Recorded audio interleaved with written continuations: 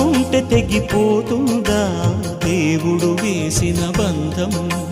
తెలుసుకో నీ జీవిత గమ్యం, పెంచుకోమానుబంధం.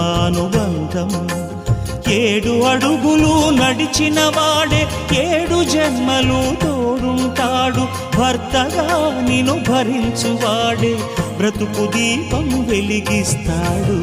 అతని హృదయం నాటి చెరామి, అగ్నిహోత్రమే అందుకు హామీ.